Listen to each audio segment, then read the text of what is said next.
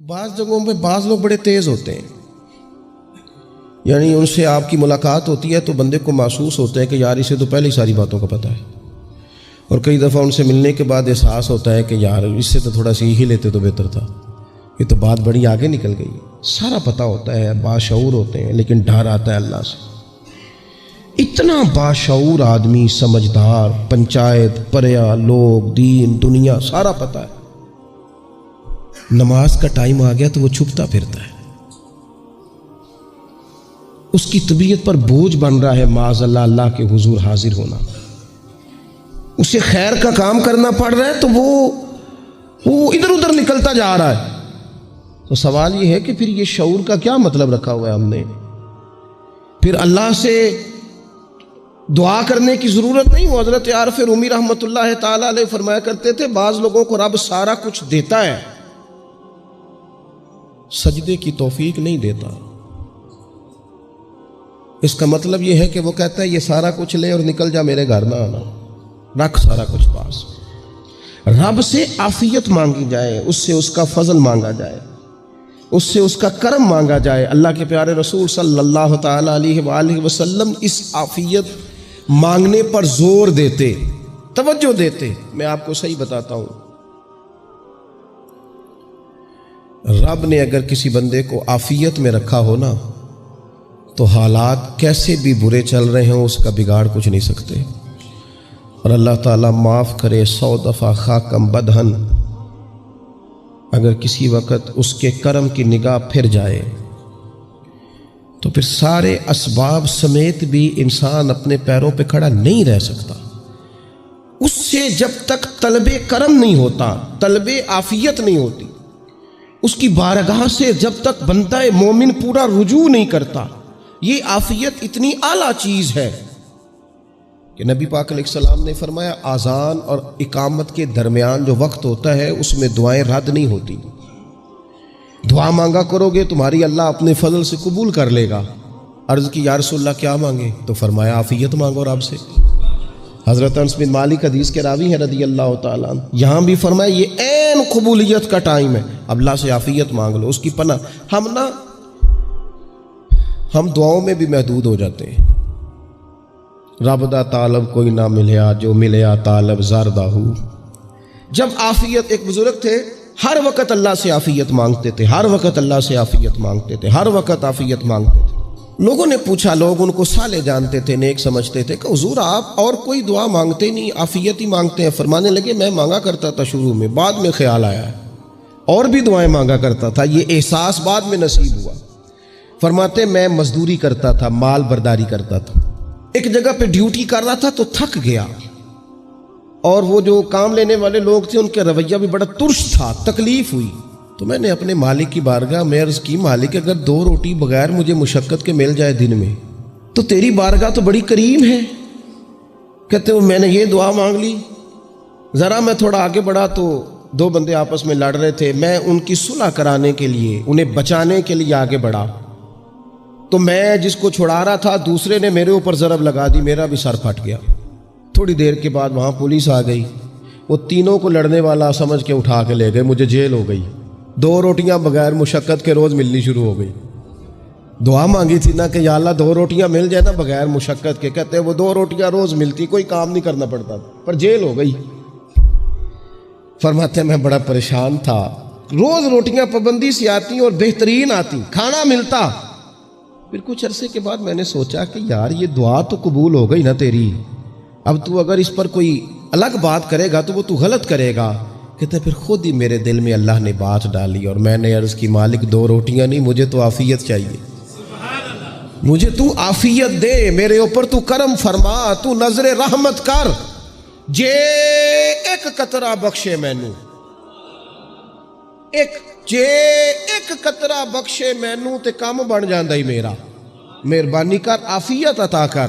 فرماتے پھر خدا نے کرم کیا، کہاں سے اسباب بنے میرے جیل سے چھوٹنے کے، کون کون میرے ضمانتی بنے اللہ ہی جانتا ہے۔ فرماتے ہیں دروازے بھی کھل گئے، رزق بھی ملتا ہے، صحت بھی میسر ہے، سجدہ بھی کر لیتا ہوں، سویرے تلاوت بھی کرتا ہوں، شام کو مدینے والے کی بارگاہ میں رج کے درود و سلام بھی عرض کرتا ہوں۔ میں ممکن ہوتا ہے تو کسی غریب کی داد رسی بھی کرتا ہوں. اب سمجھ آئی ہے. ربنا آتنا فی الدنیا حسنۃ وفی الآخرۃ حسنۃ وقنا عذاب النار. اب سمجھ آئی ہے رب سے جب بھی مانگنا ہے عافیت ہی مانگنی ہے, اس سے کرم مانگ. ہم نے محدود دعائیں رکھی ہوئی ہیں, محدود. وہ جی فلانا کام میرا ہو جائے تو بھئی وہ ایک ہو گیا, اس کے بعد پھر نئی ٹینشن بن جائے گی. نہیں, میں جی بچوں کی شادی کر لوں جی پھر میں فارغ ہوں. آپ شادی کر کے دیکھیں, لاگ پتہ جائے گا کیسے فارغ ہوتے ہیں. آپ یہاں رکتے کیوں ہیں؟ آپ خدا سے عافیت کیوں نہیں طلب کرتے؟ اس کی بارگاہ سے وہ کیوں نہیں مانگتے کہ جو ایک قطرہ ملے تو دنیا اور آخرت کے سارے کام ہو جائے؟ اس سے اس کی رحمت کا سوال کرے, اس سے اس کے کرم کا سوال کرے. اللہ کی بارگاہ میں بھی حاضر ہونا اور جچی تلی اور جناب ناپ تول کر اور محدود چیزوں کا سوال کرنا, مالک سے مانگیں. اور وہ جب دیتا ہے تو دیتا بھی بے حساب ہی ہے. وہ جب عطا کرتا ہے تو کرم کے دروازے کھول کے عطا کرتا ہے, ورنہ تو ایک الجھن سے انسان نکلتا ہے دوسری میں الجھ جاتا ہے. ایک گتھی کو سلجھاتا ہے. پھر اقبال رو پڑے تھے, کہنے لگے میں عقل کی گتھیاں سلجھا چکا ہوں, یا رب مجھے صاحب جنوں کر دے. اللہ یہ بڑا میں نے ہیر پھیر دیکھ لیا, مجھے دیوانہ بنا. اب مجھے جنون ہو, اب میں کسی کے لیے رویا کروں, اب میں کسی کی یاد میں تڑپا کروں, اب میں رات کسی کے لیے میری آنکھیں بیدار رہیں. یہ بڑی ہو گئی دنیا داری. عقل کی گتھی حالانکہ نہیں سلجھتی, پر اقبال کہتے ہیں عقل کی گتھیاں سلجھا چکا ہوں, یا رب مجھے صاحب جنوں کر دے. اور پھر کہنے لگے بجھی عشق کی آگ اندھیر ہے, اب یہ مسلمان نہیں یہ خاک کا ڈھیر ہے. تو مٹی بن کے رہ گیا کیا؟ کہاں اپنی ساری توجہات کا قبلہ کس چیز کو میرے عزیزو؟ اللہ سے عافیت. نبی پاک علیہ الصلوۃ والسلام نے ایک شخص سے پوچھا کیا دعا مانگ رہے ہو؟ تو اس نے کہا یا رسول اللہ میں اللہ کی بارگاہ میں صبر کا سوال کر رہا ہوں. تو حضور فرمانے لگے صبر تو مصیبت پر ہوتا ہے. یا رسول اللہ پھر کیا مانگوں؟ آپ ان جملوں اور لفظوں کی گہرائی کو سمجھیں. صبر کے لیے تو پہلے مصیبت آئے گی, پھر صبر آئے گا. تو یا رسول اللہ کیا مانگوں؟ فرمایا تو رب سے عافیت مانگ. مانا کیا ہے؟ مصیبت آئے کیوں؟ اللہ تجھے اپنی حفاظت کے حصار میں لے لے.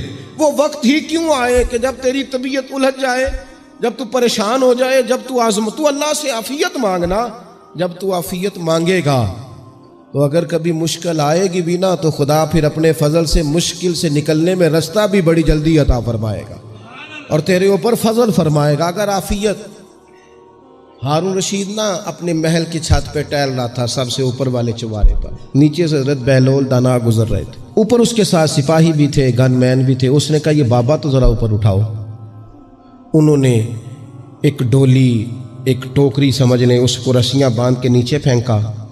نیچے جو سپاہی تھے ان کو کہا کہ یہ بابا جی کو پکڑ کے اس میں بٹھاؤ. انہوں نے جبرن تھاما بابا جی کو, اس میں ڈالا, اوپر والوں نے کھینچ لیا. 2-3 منٹ لگے. ہارون رشید کے سامنے حضرت بہلول دانا پہنچ گئے تو تھوڑے ناراض بھی ہوئے کہ یہ کوئی طریقہ تو نہیں نہ بلانے کا. ملاقات ہوئی تو کہا کیوں بلایا؟ کہنے لگا ایک مسئلہ پوچھنا تھا. فرمانے لگے بادشاہ ہے نا, تیرے مسئلے پوچھنے کا بھی اپنا ہی انداز ہے, پوچھ مسئلہ. کہنے لگا بابا پوچھنا تھا کہ آپ اللہ تک کیسے پہنچے؟ حضرت بہلول دانا چپ کر گئے. 2-4 منٹ کے بعد کہنے لگے جس طرح ابھی زمین سے تیرے تک نہیں پہنچا, بالکل اسی طرح ہی پہنچ گیا اور رب کریم کی بارگاہ تک. اور وہ بھی جو اس نے کرم فرمایا ہے, ورنہ میں تو نہیں سمجھتا کہ میں پہنچ گیا, وہ بھی اگر تیری خوش گمانی ہے. ہارون رشید کہنے لگا مجھے سمجھ نہیں آئی. فرمانے لگے تو بادشاہ جو ہے اتنی جلدی کیسے سمجھ میں آئے گی تجھے بات؟ فرمانے لگے اگر میں تجھ سے ملنا چاہتا نا تو میں ایک درخواست لکھتا, پھر کسی وزیر سے سفارشی سائن کراتا, پھر وہ جمع کراتا, پھر مجھے ٹائم ملتا کہ فلاں دن فلاں تاریخ فلاں ٹائم آ جانا, پھر آ کے میں لائن میں لگتا. پھر بھی تو بادشاہ ہے, تیرا موڈ بنتا ملنے کا کہ نہ بنتا. جب میں چاہتا تو پتہ نہیں کتنا ٹائم لگ جاتا, جب تو نے چاہا ہے نا تو 1 منٹ بھی نہیں لگا. فرمانے لگے میں نے دعویٰ ہی نہیں کیا کہ میں جد و جہد کر کے پہنچوں گا, میں نے تو رب کی بارگاہ میں عاجزی کی ہے, پھر رب نے ہی کرم فرمایا ہے, اسی نے مہربانی کی ہے. مانا کہ محبت کے سفر میں ہر گام پہ 100 مشکل ہے, لیکن یہ سفر آسان بھی ہے. اگر ساتھ تمہارا ہو جائے, اس کے کرم کا ساتھ رہا ہے, اس سے عافیت مانگی ہے, اپنے آپ کو اس کے سپرد کیا ہے تو اس نے کرم کر دیا. جب تک یہ مزاج نہیں ہم بناتے کہ مالک سے عافیت کا سوال کریں, اپنے آپ کو اپنے رب کے حوالے کر دیں، اس کی رحمتوں کے سپرد کر دیں، اتنی دیر تک زندگی میں ٹھہراؤ نہیں آتا، قرار نہیں آتا۔ مشکات میں موجود ہے، اللہ کے پیارے رسول صلی اللہ تعالی علیہ وسلم تیمارداری کے لیے گئے تو صحابہ کرام فرماتے ہیں وہ بندہ نا اتنا پتلا نحیف اور لاغر ہو گیا تھا جس طرح چڑیا کا بچہ ہوتا ہے، کمزوری ضعف طاری تھا۔ تو محبوب کریم نے اسے دیکھا تو بڑے کریمانہ انداز میں کریم فرمانے لگے، تو کوئی دعا نہیں مانگتا، تو عافیت نہیں مانگتا اللہ سے؟